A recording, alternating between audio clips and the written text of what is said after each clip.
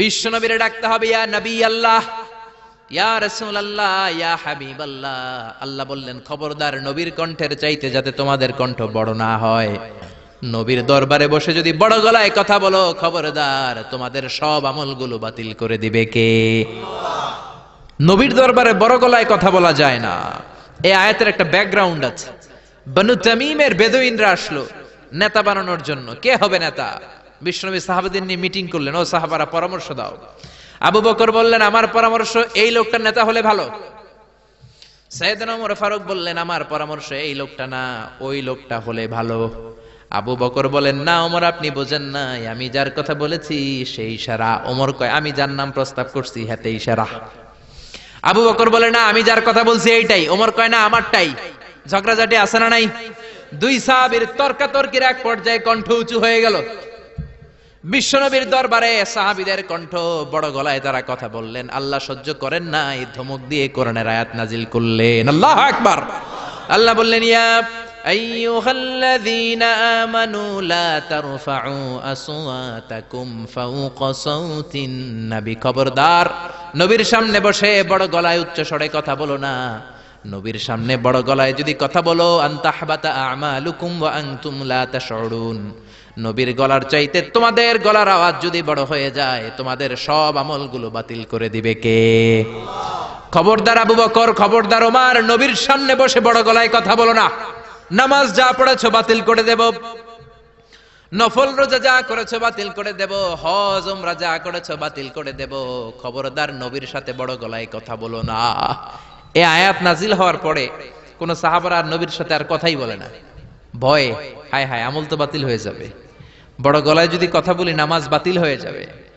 আবু বকর আর আসে না, ওমর আর আসে না। বিশ্বনবী ওমরকে যদি ডাক দিতেন, ও ওমর সামনে আসো, সাইয়েদনা ওমর বিশ্বনবীর কাছে এসে কানে কানে ফিসফিসি যেমনি কথা বলে এইভাবে কথা বলা শুরু করে দিলেন। সুবহানাল্লাহ। বিশ্বনবী বলতেন ও ওমর কি বললা শুনি নাই, জোরে বলো, জোরে বলো, জোরে কি বললা? ওমর কি বললা আবার বলো। তিনবার জিজ্ঞেস করা লাগতো। আল্লাহু আকবার। ভয়ের চোটে না জানি আবার বড় গলায় কথা হয়ে যায়, না জানি আবার নবীর সামনে কণ্ঠস্বর উঁচু হয়ে যায়। বিশ্ব নবীর সামনে সাহাবারা আর কথা বলতে চাইতেন। এখন নবী নাই কিন্তু আমাদের মা বাবা আছে না নাই? খবরদার মা বাবার সামনে বড় গলায় কথা বলা যাবে না। ইমাম সাহেব, খতিব সাহেব, আধ্যাত্মিক নেতা, ধর্মীয় গুরু, হাক্কানি পীর মাশায়েখ, ইসলামী আন্দোলনের বড় আমির, এদের সামনেও বেয়াদবের মতো বড় গলায় কথা বলা যাবে? যারা হজ উমরা করেছেন তারা দেখেছেন বিশ্বনবীর কবরের উপরে এই আয়াতটা লেখা, যে আয়াতটা এখন আমি তেলাওয়াত করেছি, ঠিক কি না?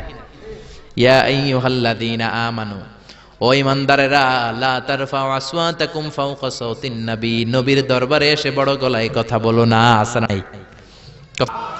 এরপর আল্লাহ বললেন ইন্নাল্লাযীনা ইউনাদুনাকা মিন ওয়ারাইল হুজুরাতি আকসারুহুম লা ইয়াকিলুন, ও নবী আপনার বিবিদের কামরার বাইরে থেকে যারা আপনারে বেয়াদবের মতো ডাকে এরা বেআক্কেল। লা ইয়াকিলুন মানে কি? বেআক্কেল, আকল নাই। বনু তামিমের লোকগুলো এসেছে, সভ্যতার ছোঁয়া গায়ে লাগে নাই, বেদুইন, এরা ভদ্রতা জানে না। বিশ্বনবীর ঘরে এসে ডাকা শুরু করছে, ইয়া মুহাম্মদ, ইয়া মুহাম্মদ উখরুজ ইলাইনা, ও মুহাম্মদ বাড়ি আছো নাকি, বাড়ি আছো নাকি, বেরো বেরো। আদব না বেয়াদব? জোরে বলেন। আল্লাহ ধমক দিলেন, বললেন আকসারুহুম লা ইয়াকুলুন, এগুলার আকল নাই, মুখ মাফি, আকল মাফি, আকল নাই, মগজ নাই, মাথার ভিতরে কোনো ঘিলু নাই। কারণ যেন তেন লোকের কাছে তুমি আসো না, এটা নবীর দরবার, ভদ্রতার দরকার আছে না নাই? আল্লাহ বললেন ওয়ালাউ আন্নাহুম সাবারু, যদি এই লোকগুলো বেয়াদবি না করে ধৈর্য ধরতো। কতক্ষণ? হাত্তা তাখরুজা ইলাইহিম, যতক্ষণ না বিশ্বনবী তাদের কাছে বের না হয়। লাকানা খায়রাল লাহুম, এটাই তাদের জন্য ভালো হতো। কার কথা? এজন্য কারো বাসায় গেলে ধৈর্য ধরবেন। আল্লাহ বললেন এই বেয়াক্কেল গুলো অন্য মানুষের মতো বন্ধুর বাড়িতে গেলে যেমনি ডাকে, এই কলিমুদ্দিন, এই নবীর বাড়িতে যেও ডাকা শুরু করছে, এই মুহাম্মদ, এই উখরুজ ইলাইনা, বেরো। এটা কি বন্ধুর বাড়ি নাকি বিয়ায়ের বাড়ি নাকি? এটা বিশ্বনবী, আখিরি নবী, আখিরি জামানার পয়গম্বর। বিশ্বনবীর সম্মান আল্লাহর কাছে আছে না নাই? যে আল্লাহ বিশ্বনবীর কাছে কথা কইতে রইলে সম্মান দিয়া বলে তুমি কোন সলিমুদ্দি আর কলিমুদ্দি, ঠিক কি না? এজন্য ভদ্রতার সাথে ডাকো। ধৈর্য ধরো যতক্ষণ না নবী বের হয়। বিশ্বনবী কাইলুলা করতেছিলেন। কি করতেছিলেন? দুপুরের খাবার খেয়ে এক বিবির ঘরে কাইলুলা করতেছিলেন। আল কাইলুলা মানে হচ্ছে ঘুম আর জাগ্রত থাকার মাঝামাঝি একটা অবস্থা, টসিং এন্ড টার্নিং। ডান পাশ হওয়া বাম পাশ হয় না, খাওয়ার পর একটু গড়াগড়ি দিতে ভালো লাগে, শীতকালে এটা বেশি ভালো লাগে, ঠিক কি না?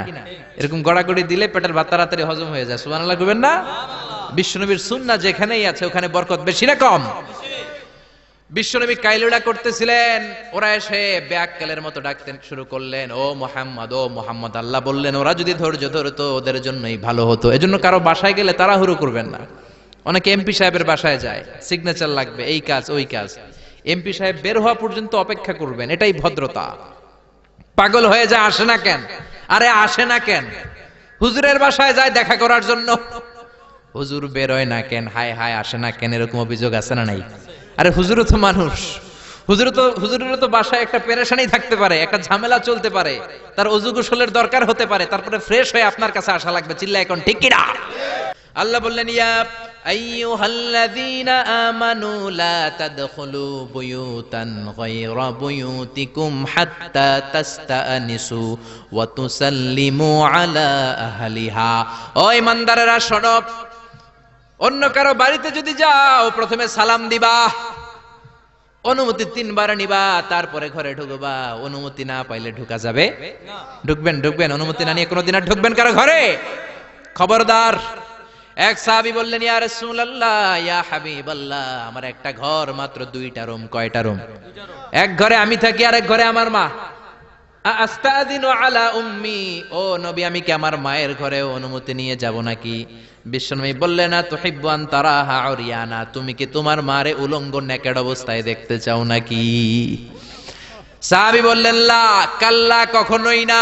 বিশ্বনবী বললেন, ইদান তাস্তাযিন মিনহা, তাহলে মায়ের ঘরে যাওয়ার আগে অনুমতি নিবা। আল্লাহু আকবার। ছেলে মায়ের ঘরে যাবে, সেখানেও যদি অনুমতি নেওয়া লাগে, ছেলে ভাই তার বোনের ঘরে ঢুকবে, অনুমতির দরকার আছে না নাই? বন্ধুর ঘরে ঢুকবেন, অনুমতির দরকার আছে না নাই?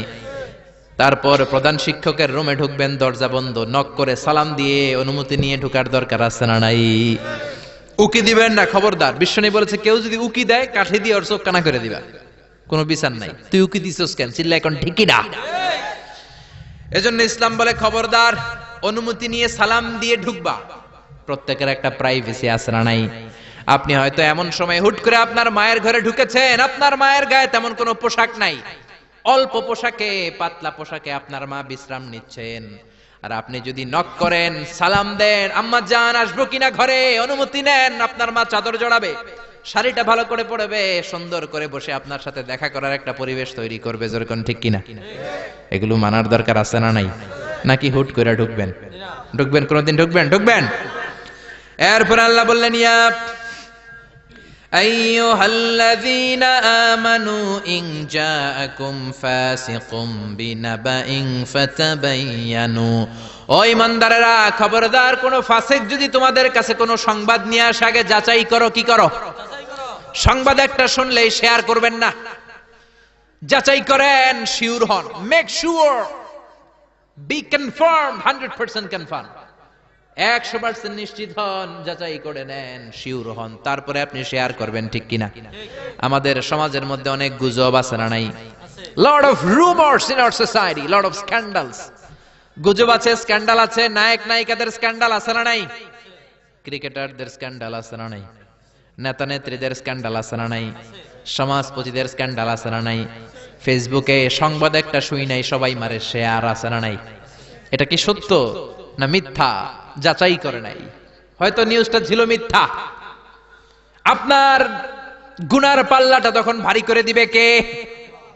বি শিওর, আগে কনফার্ম হন whether the news is right or wrong, সত্য না মিথ্যা। আপনি অফিস করতেছেন, আপনার বন্ধু এসে বলল, ও দোস্ত, তুমি অফিসে বসে আছো, দেখলাম তোমার বউরে, ভাবিরে দেখলাম আরেক বেটার লগে বাজারে টাঙ্কি মারে।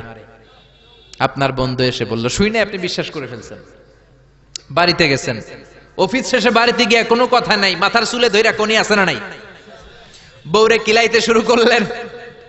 হতে পারে এই কিলাকিলির কারণে ফ্যামিলিটা ভেঙে যাবে, হতে পারে আপনার বন্ধু আপনারে মিথ্যা বলেছে, হতে পারে না? অথবা যারে দেখেছে সে আপনার বিবি নয়, আপনার বিবি যেই রঙের কাপড় পরে ওই রঙের কাপড় পরা আরেক মহিলাকে দেখেছে, ঠিক কি না? হতে পারে কি পারে না? এজন্য খবরদার, শুনে বিশ্বাস করবেন না। আজকে থেকে প্রতিজ্ঞা করেন সূরাতুল হুজরাতের আলোকে কোনো কথা শুনেই আমরা বিশ্বাস করব না, আগে যাচাই করব। কি করবেন? এজন্য খবরদার, একটা কথা শুনলেই বিশ্বাস করবেন না। ফাতাবায়ানু, তাফসিরে এসেছে ফাতাসাব্বাতু, be sure, make sure, be confirm. আগে নিশ্চিত হয়ে নেন, verify the news, justify the report. Report একটা পেলেন, সংবাদ একটা পেলেন, হাজারো সংবাদ আছে না নাই সমাজের ভেতরে? এই সংবাদগুলো শুনেই বিশ্বাস করা যাবে না, আপনাকে জাস্টিফাই করতে হবে, তারপরে অ্যাকশনে যাবেন। কার কথা? এই আয়াতের নাজিলের একটা ব্যাকগ্রাউন্ড আছে। বিশ্বনবী বনিল মুস্তালাকের যুদ্ধে জয়লাভ করলেন, সব বনিল মুস্তালাকের লোকেরা কালিমা পড়ে মুসলমান হলো। বিশ্বনবী নামাজ শিখালেন, যাকাতের নিয়ম বললেন, আর বললেন যাকাত এখন নয়, 1 বছর পরে দিবা। যাকাত কি সাথে সাথেই দেয় নাকি মালে নেসাব হওয়ার 1 বছর পরে? ঠিক কিনা? 1 বছর পরে আমি আমার সাহাবা পাঠাবো, ওই সাহাবীর কাছে যাকাত দিবা। বিশ্বনবী বনুল মুস্তালিক থেকে মদিনায় চলে গেলেন। 1 বছর পরে যখন আবার ওই দিন আসলো, বিশ্বনবী যাকাত উত্তোলনকারী সাহাবী আল ওয়ালিদ ইবনে উকবারে পাঠালেন, ওয়ালিদ যাও, বনুল মুস্তালিকে অনেক যাকাত জমা হয়েছে, অনেক ওট, ভেড়া, দুম্বার, গম পাবা, নিয়ে আসো যাকাতের মাল। ওয়ালিদ রওনা হলেন যাকাত আনার জন্য। প্রতিমধ্যে ওয়ালিদ ভাবে, জাহেলি যুগ থেকে বনুল মুস্তালিকের সাথে আমার বংশের কিলাকিলি, অনেক আগ থেকে ওই বনুল মুস্তালিকের সাথে আমাদের শত্রুতা। আজকে যদি আমারে একা পায়, আমারে পিটাইয়া সাইজ কইরা ফালাইবো। এক কাজ করি, না যাই, না যাই বানায় একটা মিছা কথা কই নবীর কাছে। মাসপত থেকে অ্যাবাউট টার্ন ফিরে এসেছে, এসে বলি ইয়া রাসূলুল্লাহ যাকাত দেয় না, সব কাফের হয়ে গেছে, আমারে রামদা দিয়া দাবরানি দিছে, আমি দৌড়ে কোন রকম জানে পালায়া বাচ্ছি। যেটা বিশ্বনবীরে শোনালো, কথাটা হাসানা মিছা? সবাই বলেন কত পার্সেন্ট মিছা? বিশ্বনবী তো রেগে গেলেন, কারণ বিশ্বনবী তো গায়েব জানতেন না যতক্ষণ না আল্লাহ গায়েব না জানাতো, ঠিক কিনা? রেগে গেলেন, রেগে গিয়ে বললেন যাও 1200 সৈনিক নিয়ে রেডি হও। খালিদ ইবনে ওয়ালিদ রে বললেন 1200 সৈন্য নিয়ে বনুল মুস্তালিকের উপর অ্যাটাক করো। অ্যাটাক বনুল মুস্তালিক। আল্লাহ কয় নবী পরে অ্যাটাক করেন, ইয়া আইয়ুহাল্লাযীনা আমানু ইন জাআকুম ফাসিকুম বিনাবাইন ফাতাবায়ানু আন তুসিবু কওমান বিজাহালাতিন ফাতুসবিহু আলা মা ফাআলতুম নাদিমিন। পড়েন আল্লাহু আকবার।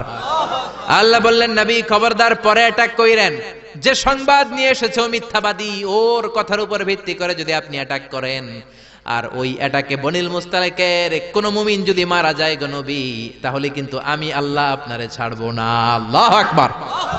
বিশ্বনবী যে সিদ্ধান্ত নিয়ে ফেলছিলেন, আসলে যদি খালিদ ইবনে ওয়ালিদ অ্যাটাক করত আর যদি কেউ নিহত হতো, এই দায়ভার কি বিশ্বনবী এড়াতে পারতেন? চিল্লায় বলেন সবাই, বিশ্বনবী এড়াতে পারতেন? এজন্য খবরদার, আজ থেকে কোন সংবাদ শুনলে কি করবেন? ফেসবুকে শেয়ার দিয়ে দিবেন, নাকি দিবেন? কি করবেন? মাশাআল্লাহ, জাস্টিফাই করব। কি করব? জাস্টিফাই করব। এরপর আল্লাহ বললেন ওয়া ইন তাইফাতানি মিনাল মুমিনিনা ক্তাতালু ফাসলিহু বাইনাহুমা। ও নবী, মুমিনদের 2 দল যদি ঝগড়া লাগে, 2 দলকে আপনি নবী মিলিয়ে দিবেন। সুবহানাল্লাহ। ভাইয়ে ভাইয়ে মারামারি আছে না নাই? জমিলে কোপাকুপি আছে না নাই? 2 জন যদি মারামারি লাগে কি করবেন? আরো লাগায় দিবেন নাকি? লাগাই দিবেন? একদল আছে লাগায় দেয়, কয় লাগুক, বড় ভালোই লাগে, আর একটু লাগা লাগা লাগা, আছে না নাই? আরো ঝগড়া লাগা। ও মিয়া, এই কায়েমপুর এলাকার মধ্যে কোন বাড়িতে যদি আগুন লেগে যায়, কি দিয়ে নিভাবেন? আগুন লাগলে কি ঢালেন? একদল আছে কেরোসিন তেল ঢালে, আছে না নাই? আগুন ঢাকলে, আগুন জ্বললে তেল ঢালা যাবে না, ঢালতে হবে কি? এজন্য আল্লাহ বললেন ওয়া ইন তাইফাতানি মিনাল মুমিনিনা ক্তাতালু ফাসলিহু বাইনাহুমা। ও নবী, মুমিনদের 2 দল যদি ঝগড়া লাগে মিলিয়ে দেন। 2 ভাই ঝগড়া লাগে মিলিয়ে দেন। স্বামী স্ত্রী যদি ঝগড়া লাগে বসে মিলিয়ে দেন। আপনি যদি মিলায়ে দেন, আপনার মর্যাদা বাড়িয়ে দিবে কে?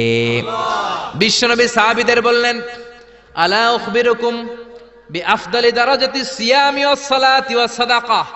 ও সাহাবারা, নফল নামাজের চাইতে বড়, রোজার চাইতে বড়, যাকাতের চাইতে বড় একটা ইবাদত আছে, আমল আছে। ওই আমলটা কি আমি কি তোমাদের বলবো না? সাহাবারা বললেন অবশ্যই বলবেন। বিশ্বনবী বললেন ওই আমলটা হলো ইসলাহু যাতিল বাইন, দুই পক্ষকে মিলায় দেওয়া। সারা রাত নামাজ পড়লে আপনার যেই সওয়াব, সকালবেলা ফজরের পর বাইরে দেখলেন দুই রিকশাওয়ালা মারামারি লাগছে। ছোট চিপা রাস্তা হইলে রিকশাওয়ালাকে কিলাকিলি আছে না নাই? আপনি রিকশা থেকে নেমে দুইজনকে বুঝাই দিলেন মারামারি করো না, ঝগড়া করো না, মিলাই দিলেন, আপনার জান্নাতটারে বড় বানায় দিবে কে?